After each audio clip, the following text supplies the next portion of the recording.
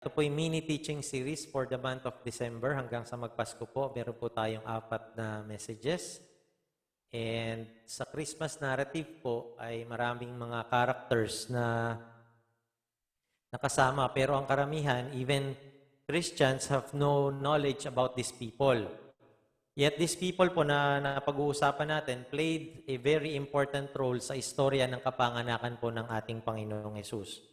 For one, it's because their story is a witness to the birth of our Savior, Jesus Christ. And that is very important na mapagtibay pa nito ang ating pong pananampalataya. Because our faith in Jesus is not a blind faith. Hindi po ito bulag na pananampalataya. History proves it through these witnesses. So if someone asks you po na totoo ba ang Pasko, with confidence, you say yes, not just because lumaki tayong sineselebrate ang Pasko, but we are able to prove it to ourselves because we have understood the Bible. Amen? We have understood what the Bible says about the Christmas narrative. So listen, church, we are saved by the truth of the death, burial, and resurrection of Jesus Christ. If He was not buried, hindi po siya nag-resurrect. If He was not born into this world, how will He die? So do you see where I'm going with this? That's why ang narrative po, every narrative around Jesus' birth sa kanyang kapanganakan ay importante po na maintindihan natin. Aside from the fact that we can also learn different principles from the life of these people that we are studying. So ano na nga ba ang napag-usapan natin? So last week ay pinag-usapan po natin ang mga wise men. We have studied the wise men, no? It was such a great message to Herod and to the Jews, no? Imagine, foreigners from far away east, no, sa Babylon, kung saan nagtanong sila, saan ba ipapanganak ng hari? Paano nilalaman yun? And these people are learned. No? Sila po yung matatalinong tao. You wouldn't think that they're crazy. You wouldn't think that they are just making stories about the birth of the Messiah or the Savior or the King. So the King asked advice from them. No? So, yet we saw them looking for our great King. No, yung mga hari mismo ang nagtatanong sa mga wise men na ito. Pero itong wise men na ito, they are looking for the great King. Hindi ka ba magtatanong or magtataka kung nandun ka sa time nila or you are hearing all of this? Rather than bowing to the true king, si Herod ay inislaughter niya pa yung lahat ng mga male children, 2 years old pababa sa Bethlehem, and with this terrible order from King Herod, wala siyang kaalam-alam that another prophecy niya pala was being fulfilled. And you can read that in Jeremiah 31:15. Amen po ba? So napakaganda ng istorya na ito ng mga wise men. And we came to know about the gifts of these magi or wise men. No? The gold which corresponds to the kingship, the frankincense which corresponds to the priesthood of Jesus Christ, and especially, the one I like is the myrrh, yung mira, yung po ay nagsisymbolize sa kamatayan at burial ni Jesus Christ because that's what the myrrh is all about, no? Para doon sa kanyang burial.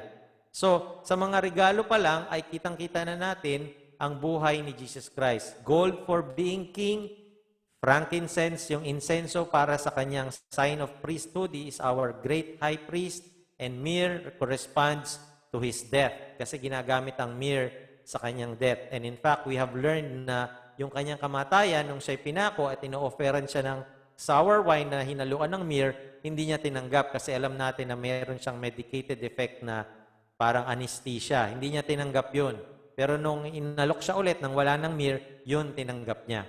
Kasi God doesn't want for any doubts at all na hindi nagsuffer si Jesus Christ for the sins of the world. Amen po ba? And this gift which was probably used po to finance their family trip, the Holy Family's trip to Egypt. And thereby, Jesus was able to escape itong massacre ng mga innocents. Naalala niyo po yun? Hindi ba pumunta sila sa Egypt pagkatapos nung bisitahin sila ng wise men? So siguro ito yung ginamit nilang na pang-finance dun sa trip nila nung nakita natin tong mga regalo ng wise men. So they didn't know it then, but we know it now. Another prophecy by Hosea, chapter 11, verse 1, ang naganap. Sabi dun sa propesya, and out of Egypt I called my son. So we came to know na nagpunta si Jesus Christ nung bata siya sa Egypt para ma-escape siya dun sa plano ni Herod na patayin yung libo-libong mga bata doon sa Bethlehem. Kasi nga, ako lang ang hari. Gusto niyang patayin yung hari na sinasabi ng mga wise men. So, paano ito nalaman ni Hosea? Itong out of Egypt, I called my son. Prophecy niya yon. Siyempre, of course, this is the Bible. This is God's Word. And only God can do that. Kaya nga mga kapatid, God is encouraging us. If you seek me, sabi ng Lord, you will find me if you seek me with all of your heart. Are you seeking God? That's the question. I know someone, sabi niya sa akin, I need to find out if other religions are true. I grew up as a Christian and I know all of this na tinuturo mo, but I need to know more about, let's say, Islam or Buddhism. In my mind, I was thinking, kung alam mo pala yung tinuturo dito sa church and what we are teaching here is true, then anything contrary to our teaching is false. Naunawaan niyo po ba yung sinasabi ko? Ravi G, si Ravi Zacarias po, he says, quote, truth by definition is exclusive. Truth by definition is exclusive. Everything cannot be true. Hindi lahat pwedeng totoo. If everything is true, then nothing is false. And if nothing is false, then it would also be true to say everything is false. Nakuunawaan niyo po ba ibig ko sabihin? We cannot have it both ways. So, this is what I told her. Do you believe that the Bible is true? Ang sagot niya, yes. Then anything na hindi nag-agree sa Bible ay false. Are you following? But for most people, they are not in a truth quest. Sinasabi lang nila, gusto kong malaman to, gusto kong maintindihan to. What I believe is they're searching for other belief systems because maybe, just maybe, there are some moral issues involved in their life. And so in order for them not to feel guilty sa mga bagay na ginagawa nila, they look for other options so they can have the best of both worlds. Naunawaan niyo po ba ibig ko sabihin? Hindi naman talaga naghahanap sila ng katotohanan eh. If Christianity is true, will you be a Christian? That's the point. The problem is they don't want to be a Christian even if it's proven true.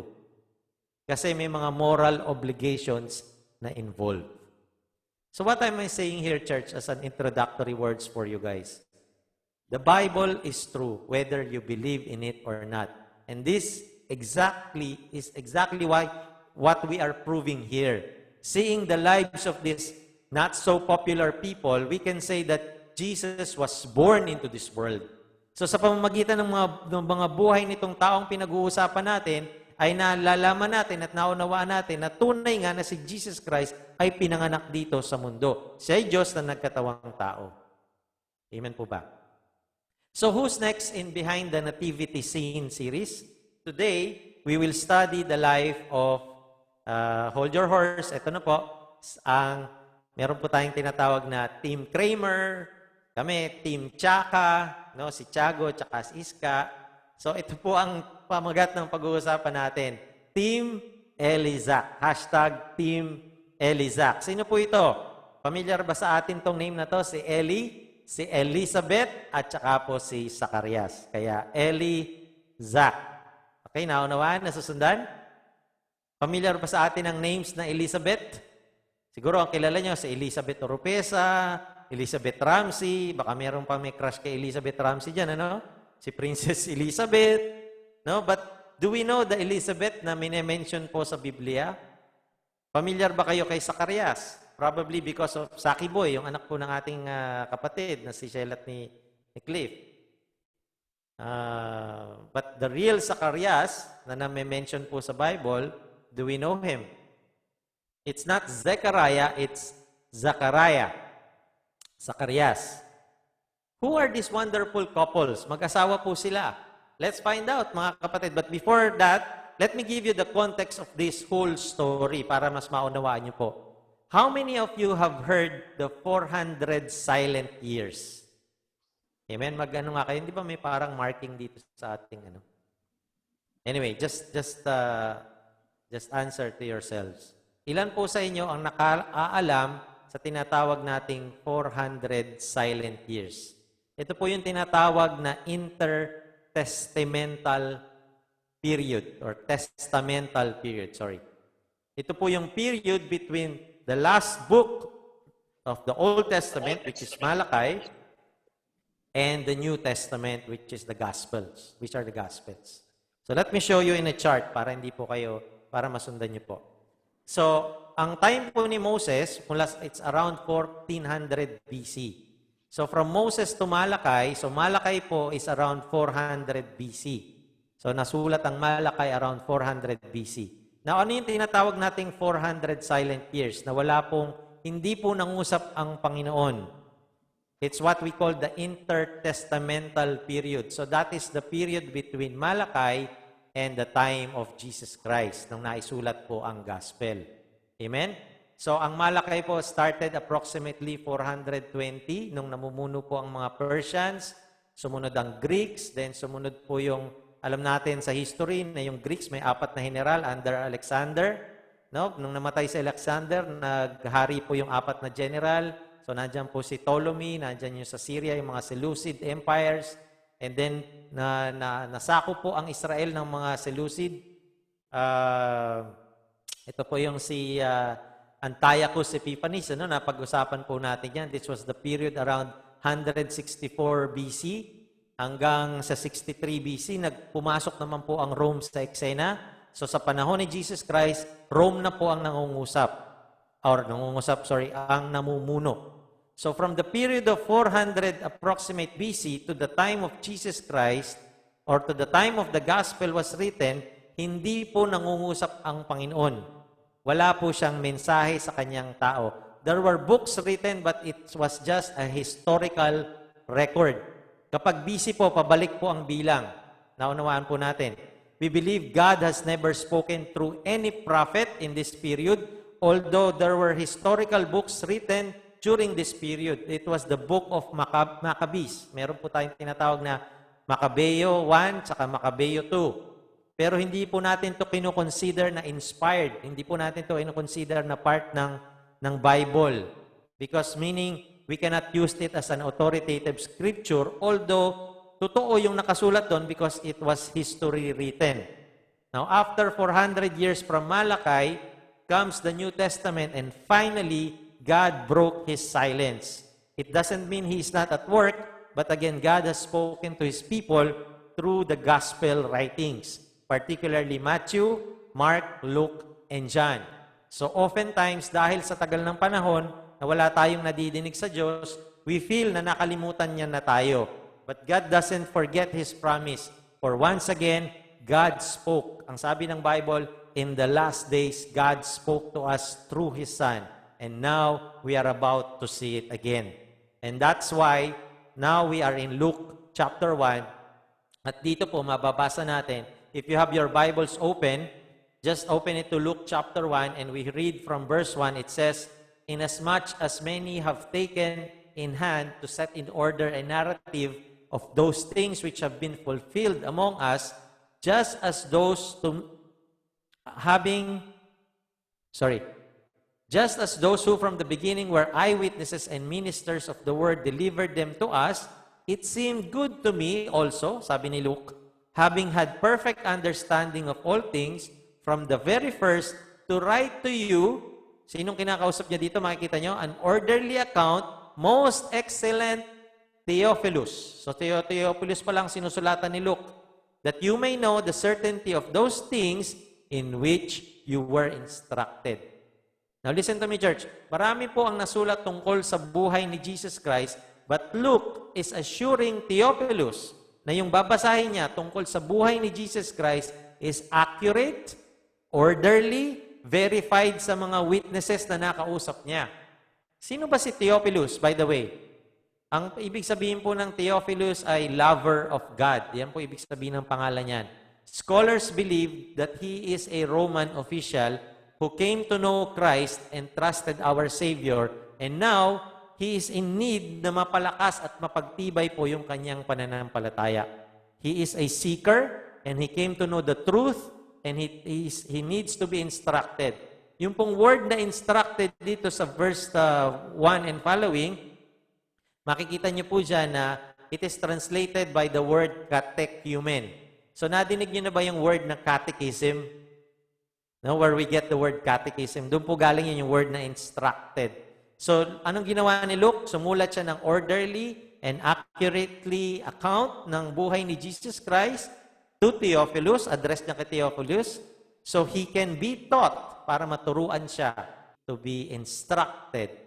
Catechism. Nung nag-aaral ako sa seminaryo, may catechism kami. Tinuturuan namin yung mga bata sa mga public schools about Jesus Christ. Amen? So, yun ang ginawa ni Luke. So, gumawa siya ng orderly account. Kitang-kita natin yan sa verse 1 ng chapter 1 ng Luke. And so, what perfect way to instruct Theophilus na magsimula si Luke even before sa kapanganakan ni Jesus Christ. Doon siya nagsimula, doon sa orderly account niya, na mayroon pang ipapanganak bago ipanganak si Jesus Christ na magbibigay daan para before mag-start ang ministry ni Jesus Christ. And this is where we will find the story of Team Elizac. Amen? Excited na ba kayo? So bago pa ipanganak si Jesus Christ, meron pang isang sinabi at tinuro sa atin si Luke na sinulat niya at sinusulat niya primarily kay Theophilus na meron pang isang ipapanganak na maghahanda ng daan para doon sa tagapagligtas. He will prepare the way of the Lord. And this is the story of these couples na pag-uusapan po natin. So, umpisahan po natin at papakilala ko po sa inyo kung sino tong mag-asawa na to. So, Luke 1, chapter 1, no? Verses 5 to 10. There was in the days of Herod, the king of Judea, a certain priest named Zacharias of the division of Abijah. His wife was the daughters of Aaron, and her name was Elizabeth. And they were both righteous before God, walking in all the commandments and ordinances of the Lord, blameless. But they had no child, because Elizabeth was barren, and they were both well advanced in years. Verse 8. So it was that while he was serving as priest before God in the order of his division, according to the custom of the priesthood, his lot fell to burn incense, and he went into the temple of the Lord. And the whole multitude of the people was praying outside at the hour of incense. So let's talk about first the culture of the day. Emphasize ko lang sa inyo yung kultura nung araw. What was happening during those days? Ang Israel po during those days was in their dark days ever. No? Ang sabi po dyan, there was in the days of Herod, the king of Judea. Pag binasa niyo yan at first glance, parang walang effect, ano? Oh, okay, there was in the days of Herod. But this is a big clue for us. And I thank Luke na sinama niya yan. Kasi kung nakikilala niyo si Herod, and let's talk about him for a while, Israel was in oppression by the Romans during that time, no? As I have explained to you sa chart kanina. And who was the world ruler during that time? Any Roman soldier can call a Jew. Pwede niyang tawagin na sa Jew. Lika nga dito, bitbitin mo yung luggage ko. And I do believe yun yung ginamit ni Jesus Christ na if any man asks you to walk with him for 1 mile, walk with him 2 miles. Di ba? Kasi ganun yung nung araw eh. Pag tinawag ka ng sundalo, okay, bitbitin mo yan. Ganun sila. Under oppression sila ng mga Romano. Added to that, yung own ruler nila, yung king nila, si Herod the Great, ang nakaupo. And someone has said na mainam pang maging katulong ka ni Herod kaysa maging kamag-anak ka daw niya. Kasi someone believed that this guy has 10 wives at yung isa pinapatay niya for no apparent reason. Walang karason-rason, pinapatay niya yung asawa niya. So he's a cruel king and tyrant. And the spiritual leaders of the day, naka-stick lang po sila sa tradisyon and most of them are corrupt. So how would you expect if they have a king na tyrant? No, remember, this was Herod who ordered and killed the innocent children dun sa Bethlehem. And more importantly, we know it is indeed in the dark days because I've told you, there was no word from God sa loob po ng 400 years. The last words are the words from Malachi. But finally, mga kapatid, Luke introduced to us this lovely couple. Who were they? In the midst of turmoil, sa gitna ng kaguluhan, nandyan si Herod na masama at cruel, nandyan ang Roman rule, God spoke to this couple. Finally, binrake ng Lord yung kanyang silence, and He spoke to this couple. He spoke primarily to Zacarias. So let's drill to Zacarias. Papakilala ko pa kayo kay Zacarias. Ang sabi ng Bible, siya po ay certain priest named Zacarias of the division of Abijah. Ano ibig sabihin nun? Well, first, si Zacarias po ang ibig sabihin ng pangalan niya ay Jehovah has remembered. Ang ganda, di ba? Napapanahon, di ba? Was it a coincidence? 400 years of silence ng Diyos, yet Zacarias, ang bungad ng gospel ni Luke, at ang ibig sabihin ng pangalan niya ay Jehovah or Yahweh has remembered. Hindi nakakalimot ang Diyos. And it says here, Zacarias was a priest, pari siya of the division of Abijah. All of a sudden, your Bible reading ng Chronicles made sense now. Nagbabasa ba kayo ng Chronicles? Nabasa niyo na ba ang Chronicles? Because you will know that there are priestly divisions po sa Chronicles. Makikita niyo po yan. Anong sabi diyan? Si Zacarias ay nasa division ni Abijah. Ano po ang sabi ng 1 Chronicles 24? Tingnan niyo. Verse 1, 7 to 10. Now, these are the divisions of the sons of Aaron. The sons of Aaron were Nadab, Abihu, Eleazar, and Itamar. So, pag tinignan nyo sa verse 7, ito pong sabi, now, the first lot fell to Jehoiarib. Look at the next one. The eighth to whom? Kanino nag-fell yung lot? Kay Abijah. So, ayan, no? Naka-record sa Chronicles. So, si Zacarias, galing siya sa division ni Abijah. Naunawaan nyo, mga division niya ng mga pare. Alright? At this time po kasi, may mga active priest, mga 20,000 po yung priest na nag-aalin-halinhan sila sa paglilingkod sa templo. Meron po silang 24 na divisions, and further, they're divided from 4 to 9 quote-unquote houses, at bawat grupo ay may mga 150 priests, at may daily rotation po sila sa templo. And then, ang practice nila ay nagkakas sila ng lots kung sino ang magse-serve sa loob ng templo, dun sa holy place. And see, in their time, gusto mo mang mag-serve, tingnan niyo po itong mabuti bunutan pa. No, ang isang pare na gustong maglingkod sa Diyos, magbubunutan pa. Yung pinakagusto nilang puntahan dun sa holy place. No, hindi sila pwede sa Holy of Holies kasi isa lang ang pwedeng pumasok doon, yung high priest. Ngayon naman, napakaraming pagkakataon para tayo po'y maglingkod. No further comment. This might have been the only time na nakapag-serve po si Zacarias sa templo para mag-cut po ng wicks ng candles and to burn incense in his lifetime. Baka isang beses lang talaga siyang napili kasi sa dami nila. Tayo naman, ang dami nating pagkakataon na maglingkod, pero ayaw natin. We are just comfortable sitting in our chairs and we don't involve ourselves sa gawain para sa Panginoon. And while he was serving inside the temple, something happened. You see, church, God doesn't speak to idle people, yung mga taong tamad, yung mga taong walang ginagawa. He calls and speaks on working people. Si Moses at saka si David, they were tending sheep and God spoke to them. Si Peter ay nangingisda at yung mga kapatid niya when Jesus called them to follow him. Mga kapatid, madaling pihitin ang manibela ng isang kotse o ng kung anong sasakyan kapag ito po ay umaandar. Kapag hindi ito umaandar, mahirap pihitin ang manibela. So we have to move forward. We have to do something so that God can call us. Walang tinatawag ang Diyos na isang nananahimik at walang ginagawa. Ano kaya ang gustong pagawa sa akin ng Lord?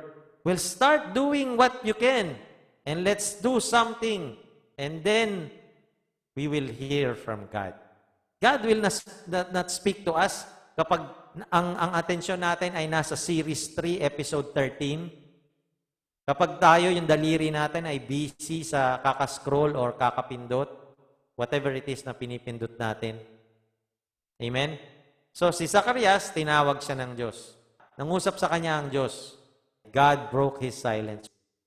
Luke 1:8-9. So it was that while he was serving as priest before God, in the order of his division, according to the custom of the priesthood, his lot fell to burn incense when he was into the temple of the Lord. Alright, yun po yun, ano? Yan yung kita natin na siya po ay binigyan ng chance na makapaglingkod doon sa temple. Now, let's go to Elizabeth. So, sino po si Elizabeth? Si Elizabeth po is was of the daughters of Aaron, yan ang sabi. And her name was Elizabeth. Verse 6, and they were both righteous before God, walking in all the commandments and ordinances of the Lord, blameless. Pero ito pong sabi, church, ng Bible, they had no child because Elizabeth was barren and they were both well advanced in years. So, ang ibig sabihin po ng pangalang Elizabeth ay God is my oath or my promise. Yan po ang ibig sabihin. Di ba? Ang ganda. Nung finally nangusap na ang Diyos, God remembers. And eto na, God is my oath. God is my promise. Sabi ni, yan ang ibig sabihin ng pangalan ni Elizabeth. Hindi siya nakakalimot sa kanyang pangako. He remembers. And then, sabi ng Bible, siya daw po ay daughter ni Aaron. So, kung kilala niyo si Aaron ang kauna-unahang pare, di ba, na na-assign. So, lahat ng mga Levites ay galing po sa line ni Aaron. So, si Elizabeth ay galing po sa priestly line. So, ang sabi rin ng Bible, both were righteous before God. Pareha silang righteous. No? Ang sabi diyan, walking in all the commandments and ordinances of the Lord, blameless. Ganda, di ba, nitong couple na ito? Pwede nating emulate. Pero may sinabi din dyan ng Bible tungkol kay Elizabeth. Hindi siya perfect. Merong kulang sa kanila. Anong sabi, church? Siya ay barren. Sa Tagalog, baog. And they are both old. Wala nang pagkakataon na sila po ay magkaanak. Amen? So, anong sabi ng Bible, church, sa kanila? They are walking in all the commandments and ordinances of the Lord. Kapwa kalugod-lugod sila sa paningin ng Diyos at namumuhay ng tapat sa mga utos at tuntunin ng Panginoon. Alam niyo, ang nanotice ko dito, these couples po, gaano man kasama ang kanilang kapaligiran. Roman soldiers abusing them, their king, a tyrant and cruel king, religious leaders na mga corrupt, parang lahat ng hope ay wala na, no? Yet these couples, listen to me, church, they remained faithful. Namumuhay ng tapat sa mga utos at tuntunin ng Lord. And the Bible says, they are blameless in God's sight. What a couple.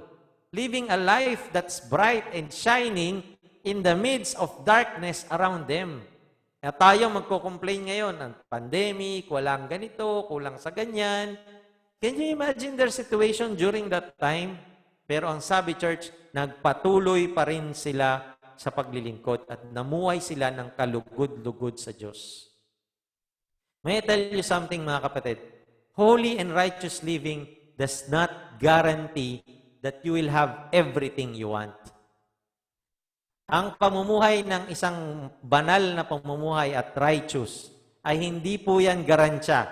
Sasabihin nyo, bakit naman kung kailan ako nagsipag sa pag-attend nito, sa paggawa nito, sa pagdarasal, sa pag-aaral ng Bible, nung pa nangyari sa akin ito? Well, church, listen to the story of this couple. Ang sabi ng Bible, namumuhay sila ng righteous, pero still, si Elizabeth and this family, this couple is childless. Perhaps they have accepted that in their life. Yun na yung situation nila. But they continue serving the Lord. Ang service nila sa Lord ay hindi nakabase sa circumstances nila. They praise and serve God not because things are good, but because God is good. May this couple's life encourages all of us today and the coming days ahead. Hope you were properly introduced dito sa couple na ito. and you have learned from them. But something happened, mga kapatid, inside the temple, which is really exciting. Which leads me in the next scene in the story, when Zacarias is already inside the holy place. So ito na yung nakipag-usap siya dun sa anghel. So tingnan po natin, ha? The story is getting hotter. So verses 11 to 17. Then an angel of the Lord appeared to him, standing on the right side of the altar of incense. And when Zacarias saw him, he was troubled, and fear fell upon him.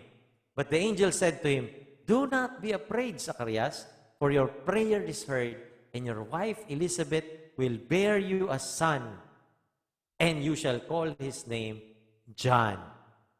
And you will have joy and gladness, and many will rejoice at his birth. For he will be great in the sight of the Lord, and shall drink neither wine nor strong drink. He will also be filled with the Holy Spirit, even from his mother's womb. And he will turn many of the children of Israel to the Lord their God." Verse 17, "He will also go before him in the spirit and power of Elijah, to turn the hearts of the fathers to the children, and the disobedient to the wisdom of the just, to make ready a people prepared for the Lord."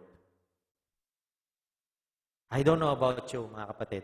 The first thing na nag-strike po sa akin dito is when the angel said, "For your prayer is heard, and your wife Elizabeth will bear you a son." Nag-strike ba sa inyo yon? Even when they have long time prayed for a child, I believe matagal na nila itong panalangin. God still answers prayers. Siguro nga, baka sumuko na sila, di ba? Kasi ang sabi ng Bible, matanda na sila. They were of old age. Matanda na nga kasi sila. I think they gave up already. I didn't think na pinag-pray pa nila yung anak. Because in the first place, nag-doubt nga si Zacarias, di ba? That you will see in a moment. Do you have prayers that God still did not answer? Well, this is an encouragement for all of us that in His perfect time, ay sagutin po yan ng Panginoon. Well, how did we know God answered Zechariah's prayer? Well, it says in the text, an angel, not the angel. Inote nyo na, an angel yan, hindi yan the angel. An angel appeared to Zacharias, at nung nakita niya ang anghel, natakot po siya. Perhaps it is because the angel might bring divine judgment. Kasi minsan pag may angel, may judgment. Pero ang maganda, ang sabi sa kanya ng anghel, anong sabi church? Do not be afraid. Fear not. Huwag kang matakot. Because I'm not here to bring judgment to you. I'm here to tell you na nasagot yung panalangin mo. Well, let's look at the promises. Ano ba yung mga pinramis nitong anghel? Sabi niya, your wife will bear a son and you will call his name John. And it's very interesting again na yung ibig sabihin po ng John ay Jehovah is gracious. Siguro sa loob-loob nitong mga couples na to, talagang tunay na gracious ang Panginoon. Isipin mo, hindi na kami pwedeng magkaanak, pero magkakaanak pa kami. It's by grace. No, something that you are not deserving, pero pinagkaloob sa iyo. Deserving ba silang magkaroon? Hindi. Hindi na nga sila pwedeng magkaanak eh. So, Jehovah is gracious. That's the meaning of the name John. What's verse 14? Tingnan natin. Ito sabi, and you will have joy and gladness, and many will rejoice at his birth. Hindi lang sila ang sasaya. Most of us have experienced joy of having a child, di ba? Kitang-kita natin yan sa mga nagpatotoo kanina. Pero pag kumukulit na, sana joy pa rin, ha? Baka pag kumukulit at umiiyak na yung bata at hindi na kayo makakatulog at pagod kayo sa trabaho, hindi na joy and gladness yan, ha? So, yung bata na yan, joy and gladness ang binigay dito sa mag-asawa or ibibigay sa kanila, yan ang pangako, no? And not only this couple, kasi sabi ng Bible, hindi lang sa kanila, kundi sa maraming Israelita. Sabi po kasi dyan, as many of them when John preached, ay napuno ng kagalakan after they have repented through John's ministry. Kung kilala niyo si John, most of them ay naabot ni John at sila po ay nagrepent at binaptize sila ni John. Kasi this is John the Baptist that Luke is talking about. There's something about repentance, kapatid, that brings joy. Hindi po ba? Hindi ba nung nagdesisyon kayo na talikuran ng kasalanan, what a relief. Di ba? Kala natin masaya ang namumuhay sa pagkakasala. Well, perhaps temporarily, but after you have done it, nandun yung overwhelming guilt. Kaya kapag ka nakaalpas ka at nag-turn away ka from sin, there is joy. And that's what John has done. Amen? Kaya nga, yun yung promise ng angel eh. Yung mga naabot at na-sermon na at na-preach siya ni John, ay they were overwhelmed with joy because they were able to repent. Amen? Verse 15, ang sabi diyan, "For he will be great in the sight of the Lord, and shall drink neither wine nor strong drink. He will also be filled with the Holy Spirit, even from his mother's womb." So this is a very descriptive text. Ang sinasabi lang sa atin ng text na ito is John will become a Nazirite. Nakahanay ang anak ni Team Elizac sa mga heroes ng Bible. Sino bang mga Nazirite sa Bible? Si Samuel. Di ba? Nazirite yan. Si Samson, mga Nazirite yan. Hindi, ano ba ang ibig sabihin ng Nazirite? Hindi Nazareno, ha? Ang ibig sabihin po ng Nazirite, hindi iinom ng alak yung nanay habang pinagbubuntis ka, and you yourself, kapag pinanganak ka na, you will not drink any nakatas ng ubas. And you will be filled with the Spirit of God. You know, I remember what Paul says. Here is what Paul says. Do you remember what, when regards to drinking? Ito pong sabi ni Paul, naalala ko lang to. Huwag kayong maglalasing sapagkat mauuwi yan sa magulong pamumuhay. Gusto niyo ng magulong pamumuhay? Well, here it is. This is your answer. Maglasing ka.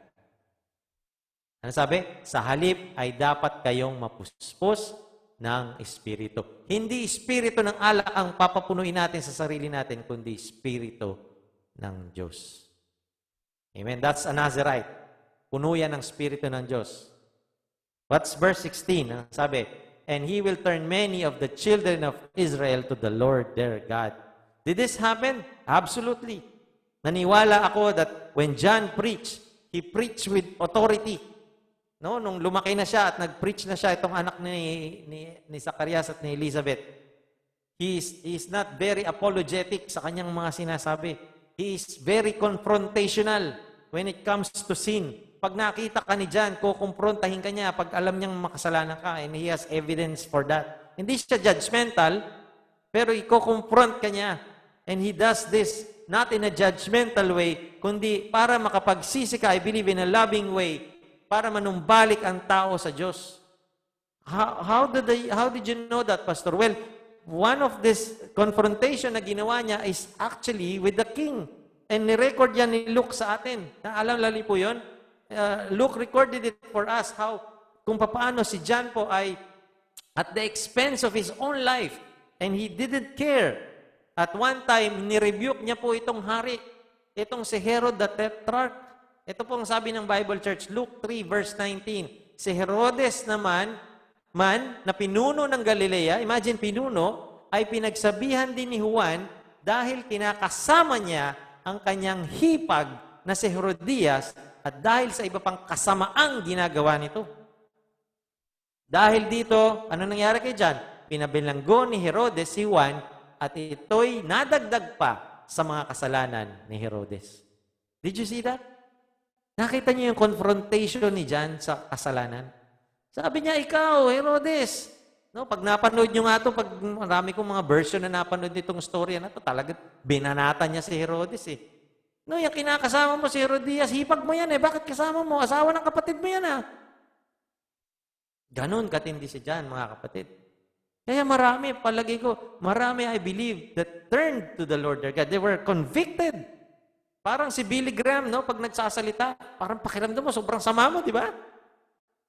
And you turn to the Lord. Amen po ba? Hallelujah. That is why I believe the Word of God through the angel came to pass. Because of John's boldness in preaching. He is the messenger of repentance. It's a necessary preparation para po sa ministry ng darating na tagapagligtas. For in verse 17, ito po ang sabi, He will also go before him in the spirit and power of Elijah to turn the hearts of the fathers to the children and the disobedient to the wisdom of the just, to make ready, ano sabi church? To make ready a people prepared for whom? For the Lord, for Jesus Christ. Amazing promise from the angel to Zacarias. How do you think Zacarias responded nung kinausap siya ng anghel? May idea ba kayo? Ano ang response niya doon sa conversation niya dito sa angel? Oh, magkakaanak ka. Ito yung mangyayari sa anak mo. Let's see kung anong response niya. Tingnan natin. Ito na yon. Still with me? So this is now contesting the promise. Tingnan po natin. Luke 1:18-19. And Zacarias said to the angel, tingnan niyo po mabuti. How shall I know this? Shada, bakit? Paano mangyayari to? For I am an old man and my wife is well advanced in years. And listen to the response of the angel. And the angel answered and said to him, I am Gabriel who stands in the presence of God and was sent to speak to you and bring you these glad tidings. But behold, you will be mute and not able to speak until the day these things take place, because you did not believe my words, which will be fulfilled in their own time. Verse 21, and the people waited for Zacarias and marveled that he lingered so long in the temple. Tagal niya doon sa loob, no? But when he came out, he could not speak to them. And they perceived that he had seen a vision in the temple. And yes, kala vision. Pero may tunghayan talaga si Zacarias na hindi niya makakalimutan sa buhay niya. For he beckoned to them and remained speechless. Speechless. Interesting question. How shall I know this? How shall I know this? Alam niyo sa ibang translation, pag binasa niya, how can I be sure of this? Sigurado ka ba? Paano ko makakasiguro dito? Parehas na kaming matanda ni Elizabeth, ng asawa ko. Nakalimutan niya na siguro yung mga promises ng Diyos nagkatotoo. Nakalimutan niya yung promise ng Diyos kay Abraham at kay Sarah. Nabasa niya yun, I believe. Pinanganak si Isaac, di ba? Si Isaac at Rebecca. Si Rebecca, barren din. Nagkakambal pa. Di ba? Nagkakambal pa si Rebecca, si Esau at saka si Jacob. Jacob and Rachel. Barren din si Rachel. Dalawang naging anak, si Joseph at si Benjamin. Si Manoah, kilala niya ba si Manoah? Yun yung asawa ni Noah? Hindi po, ha?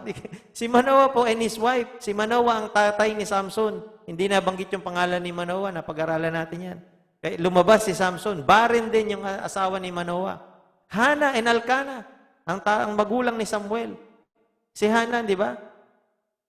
Lagi siyang tinatatwa or parang tinutukso siya ni Penina.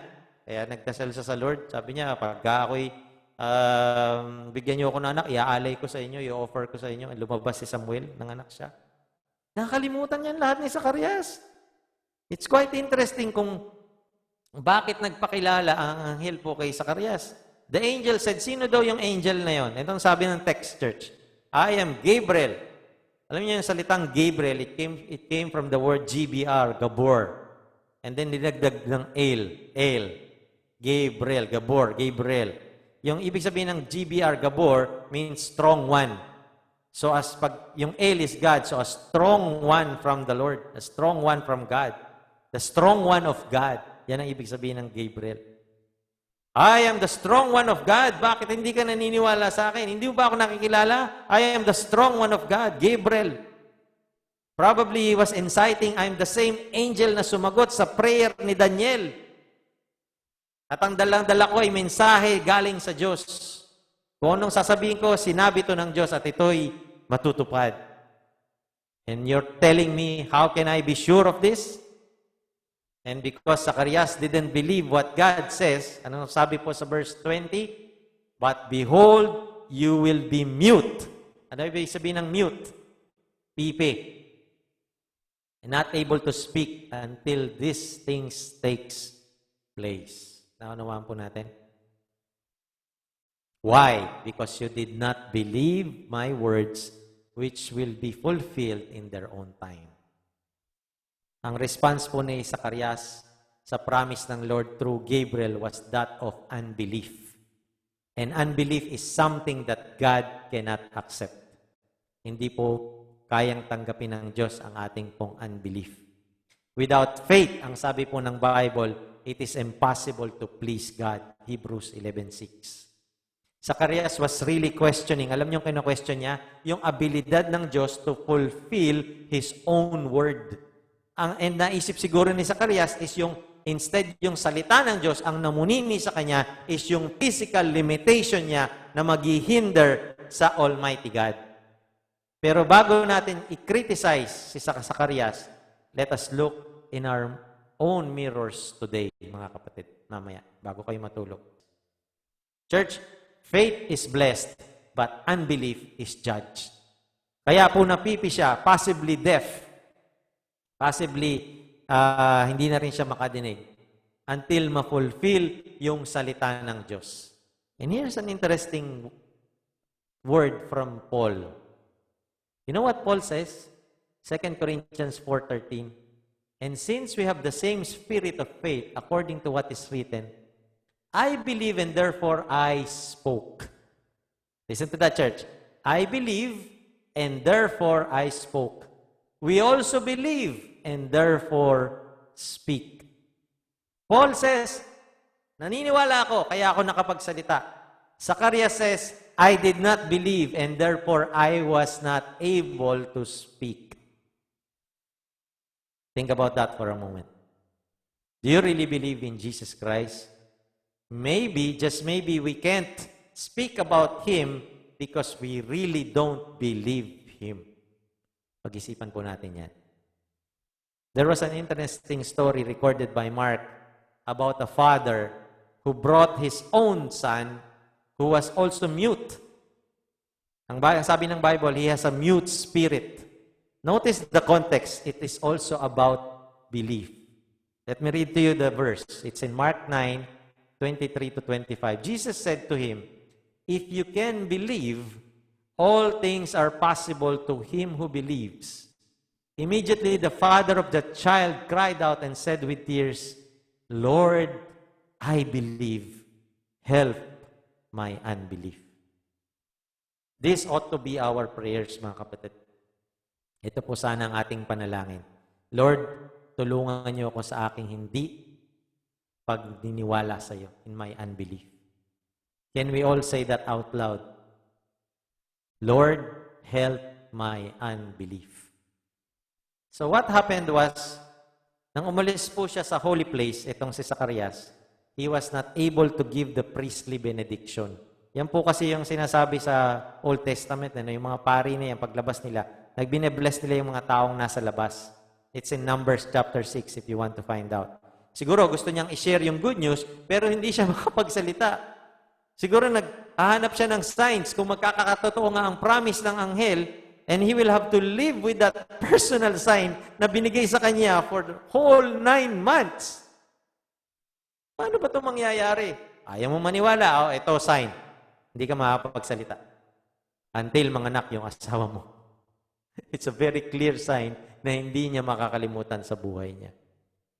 Kapatid, anong tinuturo sa atin ito? God's words ay dapat sapat na para panghawakan natin. Sapat na dapat ang salita ng Diyos upang panghawakan natin.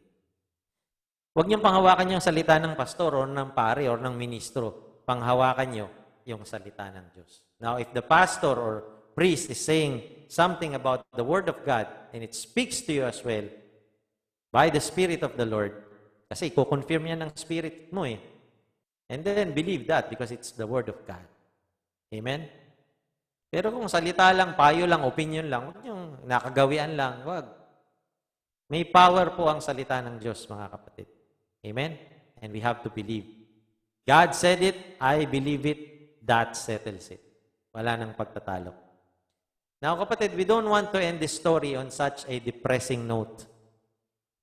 For the next verses that we are about to read is a picture of victory all around it.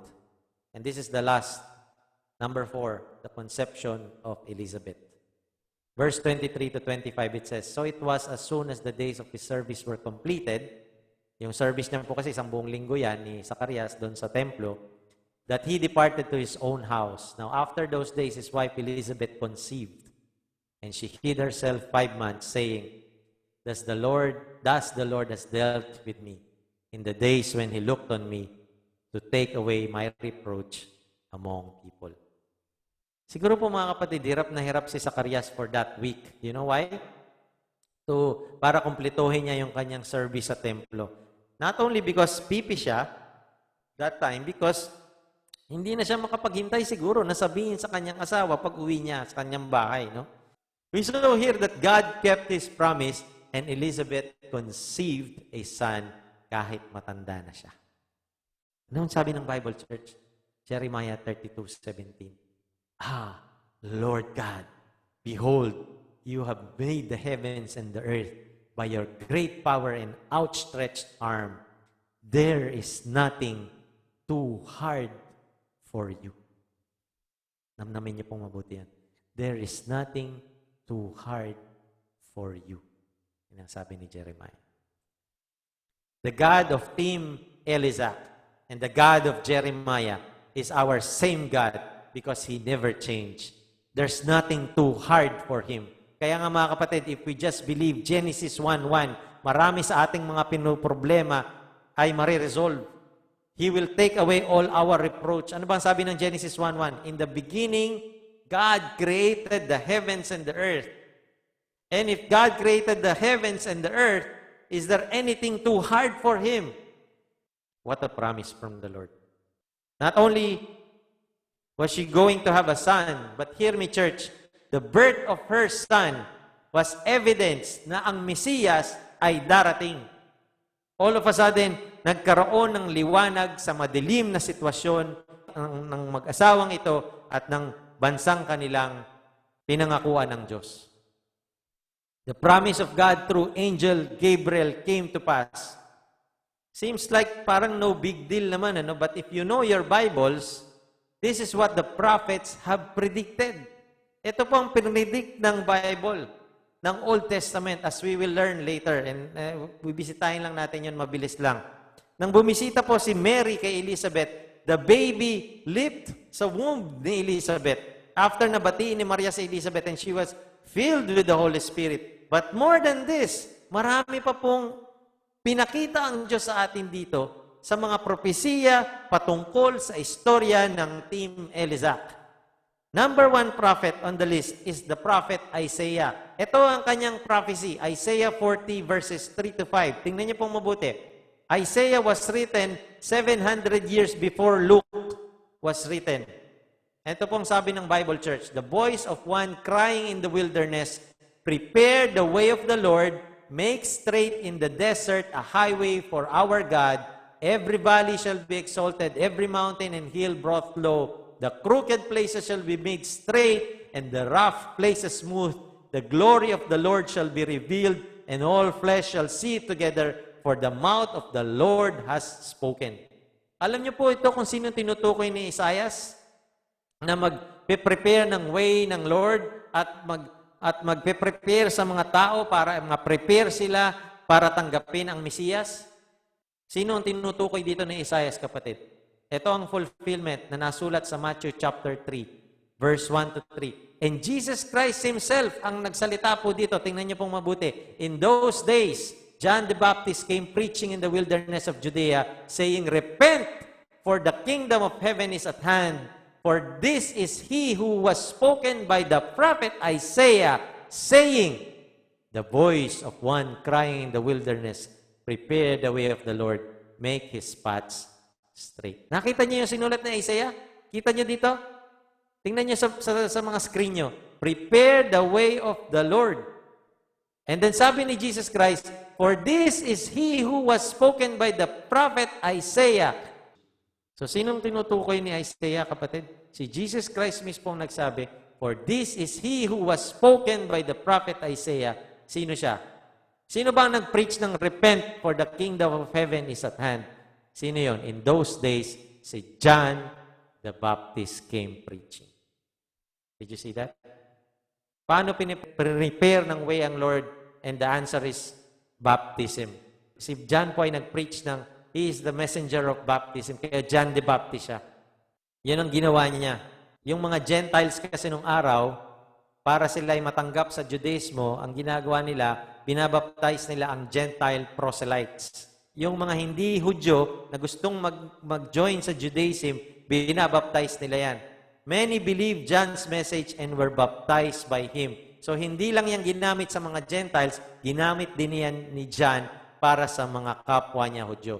The baptism John performed had a specific purpose. Anong purpose ng baptism ni John? Ang purpose ng baptism ni John is, I baptize you with water for repentance. At ito po yung in-affirm din ni Paul sa Acts chapter 19 verse 4. John's baptism was a baptism of repentance. He told the people to believe in the one coming after him, that is Jesus Christ. John's baptism had to do with repentance. Symbolic na representasyon po yan of changing one's mind and going sa panibagong direksyon. They confessed their sins and they were baptized by him sa River Jordan. Being baptized by John it's a demonstration na nare-recognize ng bawat isa na nababaptize yung kanyang kasalanan. At meron siyang desire ng spiritual cleansing. At meron siyang commitment na para sundin ang batas ng Diyos in anticipation sa parating na tagapagligtas. Ganyan pinrepare ni John yung mga Israelita. And Isaiah, 700 years before this happened, had written it already. The second and last prophet, ang nag-prophesy tungkol kay John, ay si Malachi. Malachi 3:1, Behold, I send my messenger, and he will prepare the way before me, and the Lord whom you will seek, etc., etc. Nag-fulfill po yan ulit, Matthew 11:7-10. As they departed, Jesus began to say to the multitudes, concerning who, church? Sino daw? Sino yung binabanggit niya? Concerning John.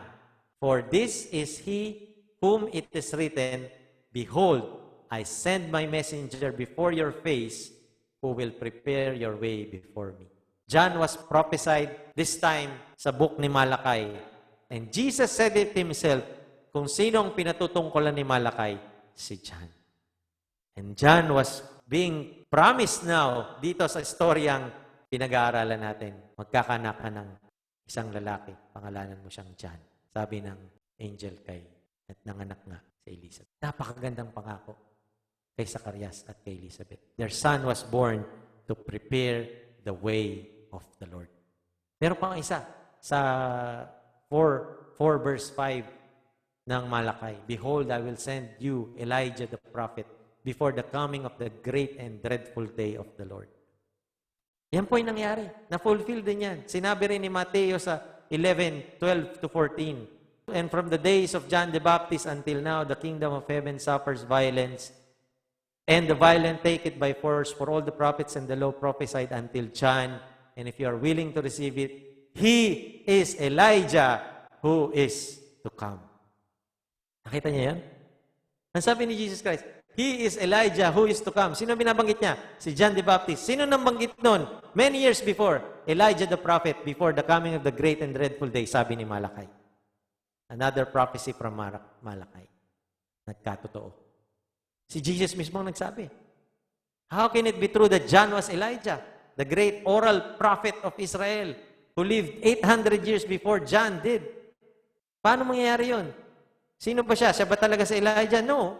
Literally, no. The New Testament gives us a clear explanation. Jesus said, for all the prophets and the law prophesied until John, if you are willing to receive it, he is Elijah who is to come. So si John ba si Elijah? No.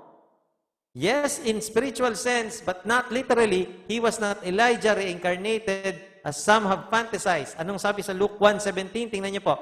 He will also go before him in the spirit and power of Elijah to turn the hearts of the fathers to the children and the disobedient to the wisdom of the just, to make ready a people prepared for the Lord. Did you see that? Yan ang sinabi sa Luke, di ba? Just as Elijah did, John cried out for God's people to turn from their sins and come back to Jehovah. And like Elijah, John was a powerful preacher who in the spirit of Elijah spoke with great boldness to an evil king. Di ba si Elijah, nangusap din sa mga evil king? Kanino? Kay Ahab, di ba? Di ba challenge niya si Ahab? And John also challenged this King Herod, Elijah the prophet, katauhan ni John the Baptist. Nakita niyo ba yung harmony po ng salita ng Diyos? No, and I would suggest to really review this para makita niyo yung harmony ng mga Gospels. Harmony ng Scripture, Old Testament and New Testament. Now, nakita niyo how John's role in God's plan of salvation. Zacharias and Elizabeth were mightily used by God so that they will give birth to John, who was used by God to prepare the way of Jesus our Lord. Amen po? Sana po ay mapag-connect nyo ang dots. And it's such a blessing for us pag nakita nyo yung connection na yan. For us to see God's wonderful revelation. Maraming nagsasabi, ang Bible sinulat lang ng tao. Yes, that's true. Pero pag nakita nyo, years before, pinrophesy, and then kinonfirm sa New Testament na nangyari exactly the way it was prophesied. Hindi ba kayo nagtataka? There's only one explanation. God is true, and His Word is true. Now, the question is, kung totoo siya, are you willing to obey Him? Before we close our Bibles, kung nandito po si Elizabeth at si Zacharias, ano po sa tingin niyo ang sasabihin niya sa atin bago tayo maghiwa-hiwalay? What do you think Team Elizac will tell us? Let's just review what we have learned. So I believe, ang unang sasabihin nila sa atin is, when God seems silent for a long time, remember our names. God remembers, and God is our promise. Amen? Marami pa sa inyo na akala nyo nakalimutan na kayo ng Diyos. Well, God remembers, and God is our promise. Marahil sasabihin nila, walking with the Lord is not a guarantee that you will have everything. Marahil sa inyo, baka iba sa inyo, ngayon na nagsisimulang maging active, nakikinig kayo, nag-aaral kayo, ma-attend kayo ng prayer meeting, you're doing all these things. But it's not a guarantee that you will have everything. These people are walking with the Lord and they're blameless in God's sight, yet Elizabeth was barren for so many years. Can you imagine? Nung panahon na yon na wala kang anak. Ang pagsunod po sa Panginoon ay hindi guarantee na bed of roses ang buhay natin. In fact, Paul says to Timothy that if you desire to live godly, you will suffer persecution. Amen? Maraming sumusunod sa Diyos because meron lang reward, meron lang masarap na nakakamtan. Pero pag suffering na, nawawala na. Nung sinagot yung prayer, well, thank you Lord, praise God, ang aktibo. Nung nagkaroon na naman ng problema, biglang nawala. Kakaunawan po tayo. I believe another thing na sasabihin sa atin ni Elizac, Team Elizac is, but even in a dark and evil environment, we can still walk with the Lord. Panahon ng pandemya, it's very dark yung sitwasyon mo. Ang very dark ng sitwasyon ng mag-asawang ito nung panahon nila. Herod was a tyrant. Rome was cruel. Their leadership sa priesthood ay corrupt. Yet, the Bible says, this couple walked with the Lord. Kapatid, ang paglakad po sa Diyos ay hindi circumstantial. Hindi ito nakabase sa circumstances. Ito'y nasa puso. Whatever is your circumstances, dapat hindi tayo matinag. It may be dark. It may be evil. Sa kumpanya nyo, ganitong ginagawa ng lahat. You can still walk with the Lord and you will not compromise. Amen? What else?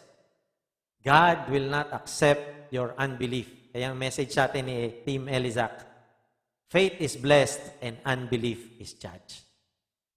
Kaya ang advice ko sa inyo mga kapatid, faith comes from hearing and hearing the word. Ang faith po binebless, pero ang unbelief ay ginajudge ng Lord. I don't know kung ang sitwasyon nyo ngayon, mahirap man ay dyan ang judgment. I cannot say that with authority. But what I can say with authority is, if there is unbelief, there is judgment.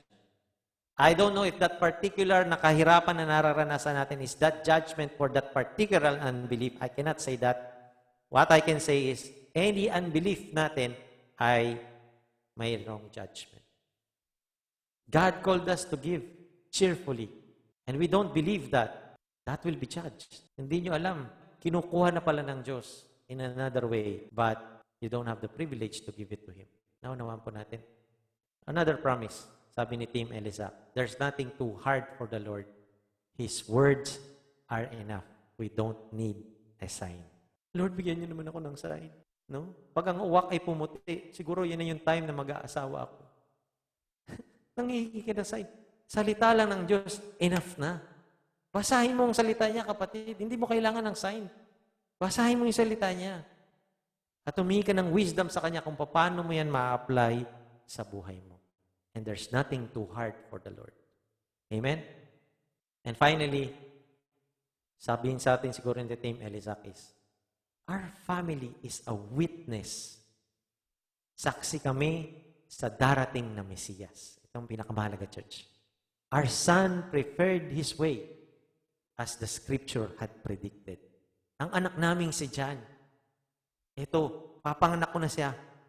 At paglaki niya, saksi kami, nung lumaki siya, ito ang ginawa niya. He had prepared the way for our Savior. Ito ang mensahe niya, repent and believe in Jesus. He was born to die for our sins. I believe yan ang mensahe sa atin ng mag-asawang ito. Repent. Turn away from sins and receive Jesus Christ. Mga kapatid, we have broken God's law. His 10 commandments. Have you lied? Have you spoken blasphemy? Have you stolen something?